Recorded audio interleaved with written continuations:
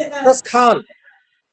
रसखान बच्चों एक ऐसा नाम है कि हिंदी साहित्य में और कृष्ण भक्ति की इस धारा में जब यह नाम आता है तो मन गौरव से भर जाता है। भरेगा भी क्यों नहीं। दिल्ली के पठान सरदार सैयद इब्राहिम शाही खानदान से ताल्लुक रखने वाले अत्यधिक रसिक एवं विषयी पुरुष पता नहीं किन घटनाओं के बस में होने के कारण ये इन विषयों से विरक्त होकर और निराशा से क्षुब्ध होकर ये दिल्ली छोड़कर वृंदावन आ गए, जिसका नाम रसखान है। इनका अपना असली जो नाम था सैयद इब्राहिम था। सैयद इब्राहिम नाम से ही समझ में आता है वो किस धर्म संप्रदाय को मानते हैं, कौन उनका इष्ट है। परंतु इस बावजूद इसके इन्होंने कृष्ण भक्ति धारा में अपनी कृष्ण की भक्ति में अपनी जीवन को रूपित किया, जीवन को लगाया। इस प्रकार रसखान का जन्म 1558 ईस्वी में हुई और मृत्यु इनका 1618 ईस्वी में हुआ।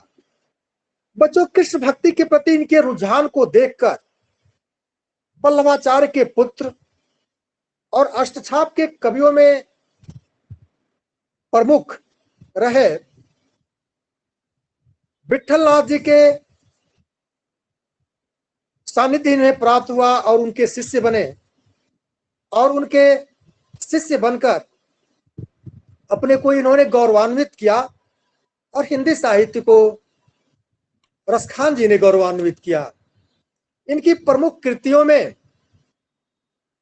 जो भी है कृष्ण प्रेम से सराबोर हैं, वो 4 कृतियां हैं।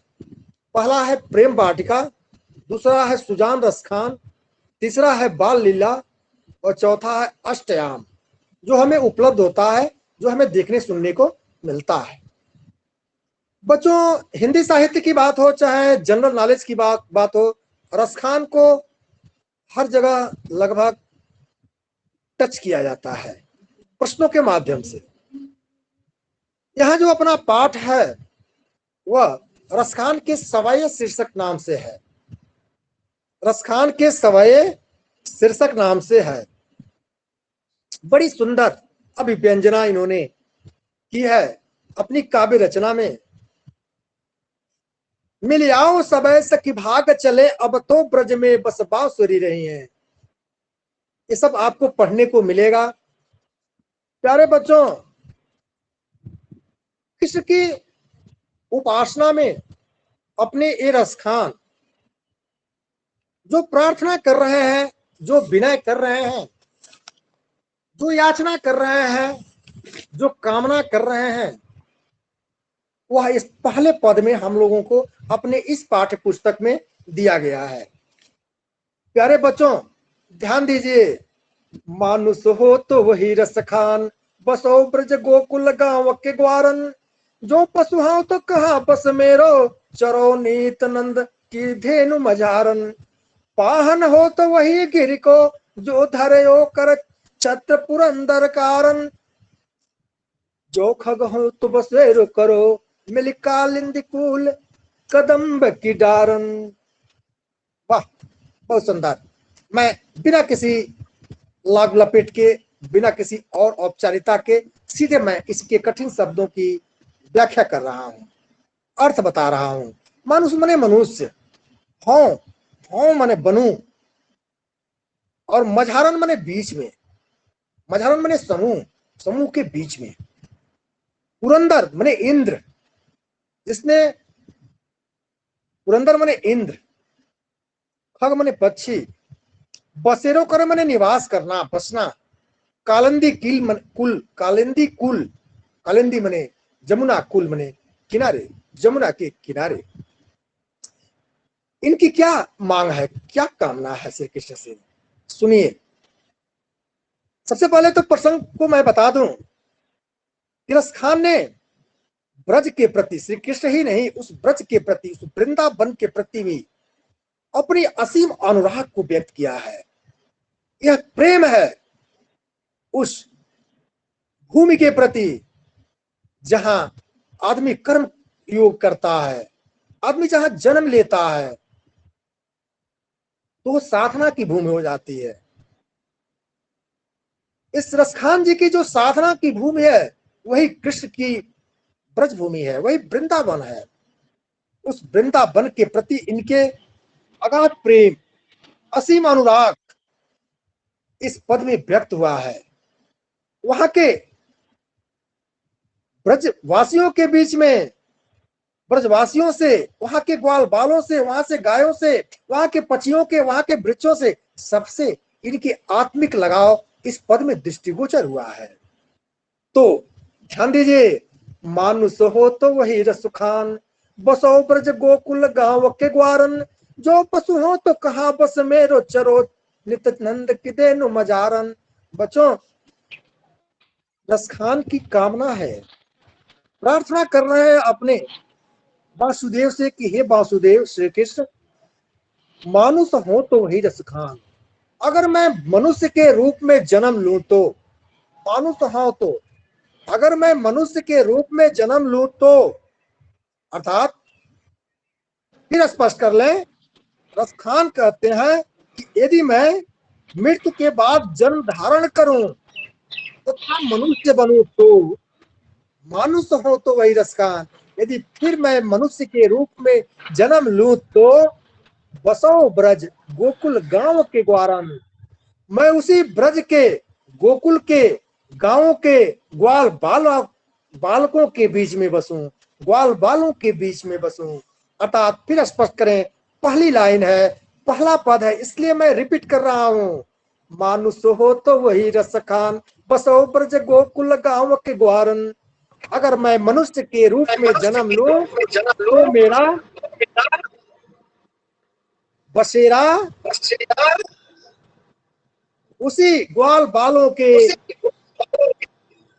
गांव के बीच में हो, अर्थात ब्रज के उसी गांवों के ग्वाल बालों के बीच में मेरा बसेरा हो।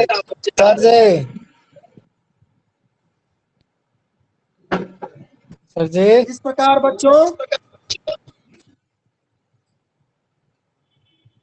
आगे कहते हैं,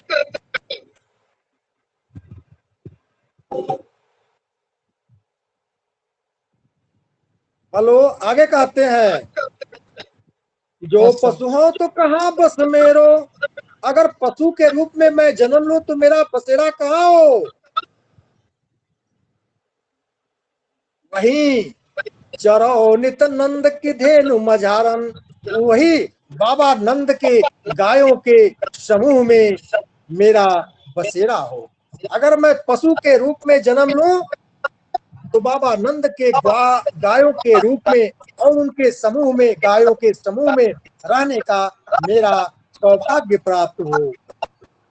पाहन हो तो, अगर मैं पत्थर के रूप में जन्म लूं तो, अगर मैं पत्थर के रूप में जन्म लूं तो क्या हो, मेरा वही गिरी को, वही पर्वत पहाड़ के रूप में मुझे प्राप्ति हो, जो धरे होकर छत्र पुरंदर धारण, पुरंदर कारण, यानी इंद्र के कारण, जिसे श्री कृष्ण ने अपनी उंगली पर उठाया था, अपनी उंगली पर उठाया था। अर्थात पत्थर बनूं तो उसी पर्वत का बनूं जिसे श्री कृष्ण ने इंद्र का घमंड चूर करने के लिए और गोकुल को जलमग्न होने से बचाने के लिए छाते के रूप में, छाता के रूप में धारण किया था। आगे क्या कहते हैं, जो खग हो तो बसेरो करो, मिल कालिंद कुल कदम्ब की डारन। अगर मैं क्या हूं, पक्षियों के रूप में अगर जन्म मिले तो क्या कहूं, हे प्रभु, यदि मैं पक्षी बनूं तो जमुना नदी के किनारे खड़े हुए कदम वृक्षों की डालियों पर ही सब पक्षियों के साथ मिलकर निवास करूं।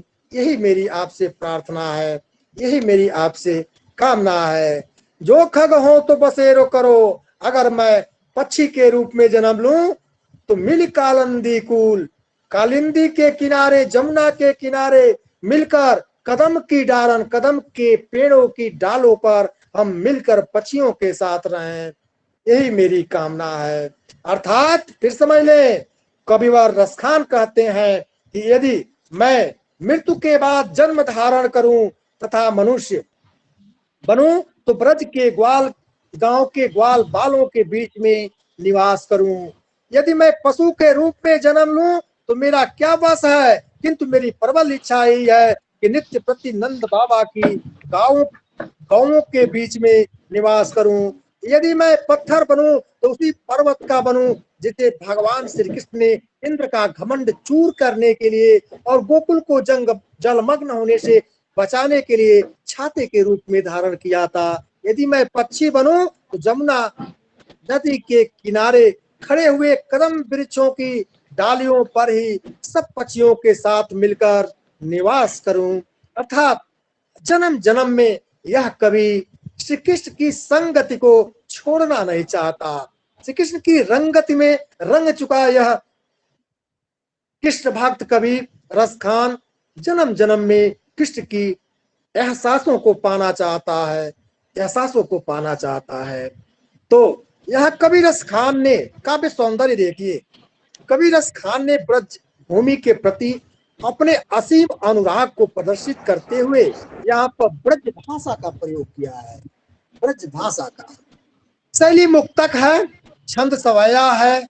आपको मालूम होना चाहिए कि हाई स्कूल की परीक्षा में सवैया छंद और परीक्षा में अक्सर पूछता है सवैया छंद की परिभाषा उदाहरण सहित। तो ये सवैया छंद रस शांत है, जहां भी भक्ति दृष्टिगोचर होती है वहां शांत रस अपने आप आ उठता है। गुण प्रसाद है अलंकार, इसमें अनुप्रास है लड़कों। देखो यहाँ आवृत्ति हो रही है, वर्णों की आवृत्ति हो रही है। इस प्रकार यह अपने रसखान जी का यह पहला पद यहीं पर समाप्त होता है। इसे दोहराना है, इसे रिपीट करना है, आपको इसे बार बार पढ़ना है, इसे समझना है। यह बहुत महत्वपूर्ण है। मेरी शुभकामनाएं आप सभी को। बहुत बहुत साधुवाद, बहुत बहुत धन्यवाद। अब इसके बाद बच्चों किसी को कोई कठिनाई हो, कुछ समझ में न आया हो तो आप उसको पूछ सकते हैं।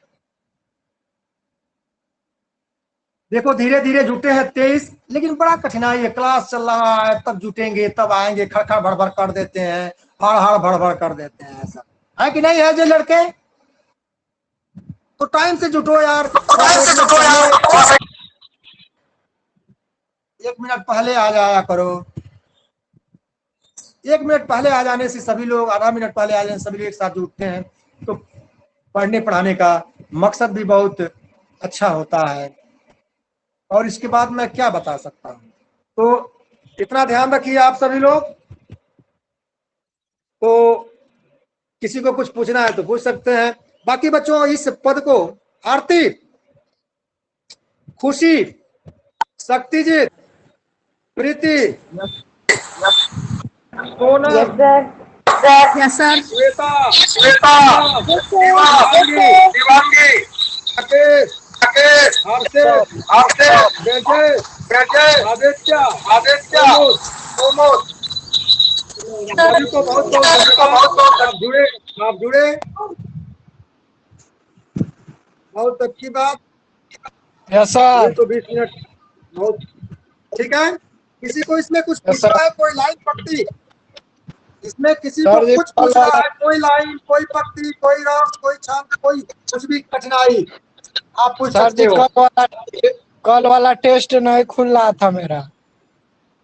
टाइम आउट कर दिया होगा या टाइम बिफोर किया होगा? नहीं सर, 7 बजे वाला नहीं खुल रहा था और उस दिन कल 7 बजे? बारिश भी हो रही थी। वो बारिश होने से कोई फर्क नहीं पड़ता है उस पर, नेटवर्क नहीं पकड़ रहा था सर। वो बात अलग है कि तुम्हारा मोबाइल ही ना खुले, वो तो बात अलग है। लेकिन उस ऐप पर ऐसी कोई बाधा नहीं आ सकती। मोबाइल खोले थे समझ सर, गए? नेटवर्क ही नहीं था। हैं? गांव में था सर, गांव में थे कैसे? सर, नेटवर्क वहां पर नहीं था।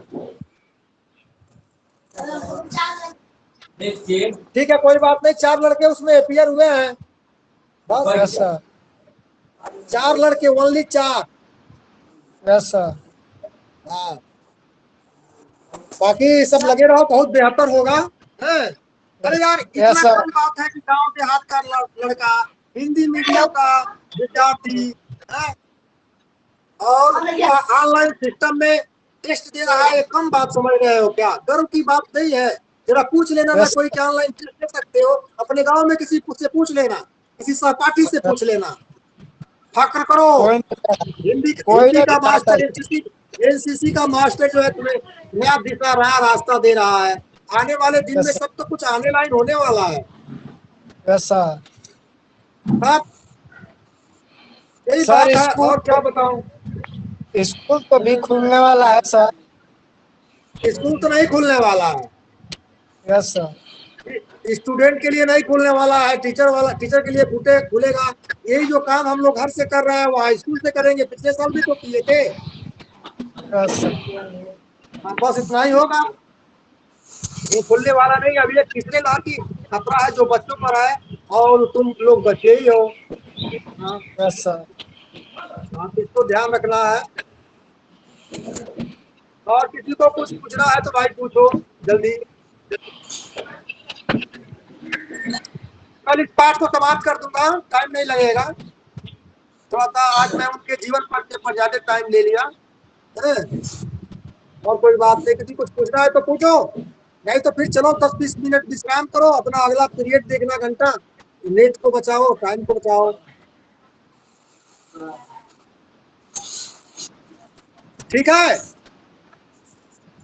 और आप लोगों को बता दूं कि आप अगर वीडियो ऑन नहीं करेंगे तो आपका नेट लगभग समझिए कि नहीं खाता है, नहीं के बराबर वीडियो खाता है। बस इतना ही है। Satyajit, yes sir. तुमको ग्रुप कमांडर के यहाँ पहुंचा दिया हूं मैं। जी सर। हाँ, उसके लेटर जल्दी आएंगे। डीजीएनसीसी से उसके बारे में अप्रूवल के लिए गया है, 15-20 दिन लगता है। अप्रूव होके आएगा, लेटर तुम पांचों को मिल जाएगा। ठीक है सर। हाँ, ठीक है, बाकी चलो थोड़ी देर आराम कर लो, पानी पी लो, अगला क्लास ज्वाइन कर लेना डंके की चोट पर। ठीक जी है। सर। अरे ओके यार, सर। हिंदी एनसीसी तो खेलते कूदते खाते, पाँव पैजनिया है, आदमी उड़ा ले जाएगा। ठीक है, इसके लिए चिंता यस ना जी करना, सर। इसलिए तो मैं हूं ना। बस तुम अपनी एक्टिविटी को, अपनी गतिशीलता को, अपनी पंक्चुअलिटी को, अपने रेगुलरिटी को, बस इतने को बनाए रखो। बाकी हिंदी और अंग्रेजी तो मैं एकदम दमके की चोट पर। चलो, जय हिंद, जय भारत। जय जय सर। हिंद, जय हिंद, जय हिंद। जय सर।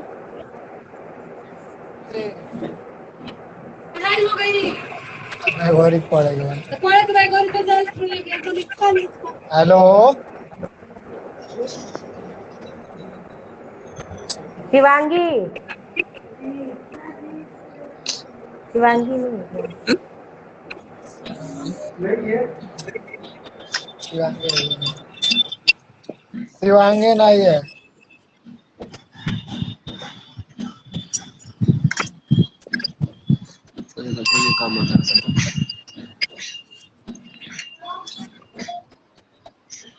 हेलो। हाँ जी। चार्ज नहीं लगा है।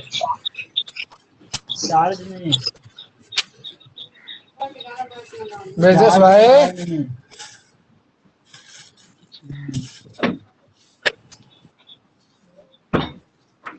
चाची छत पे कपड़े डालने आई थी।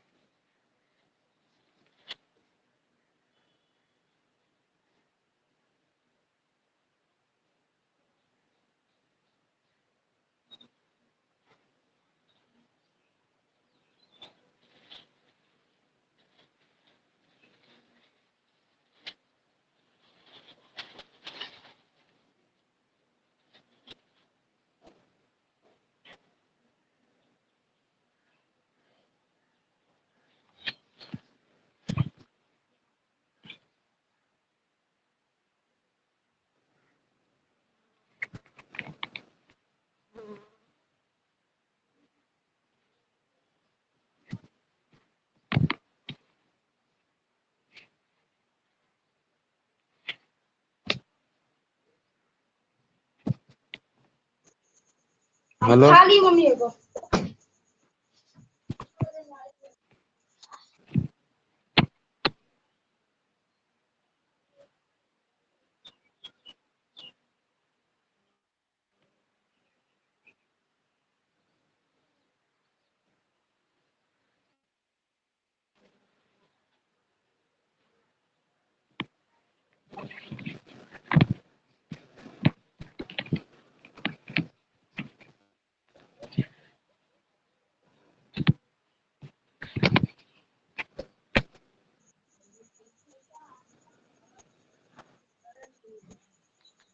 तो मोबाइल मांगा के जमा करा भले के देखा था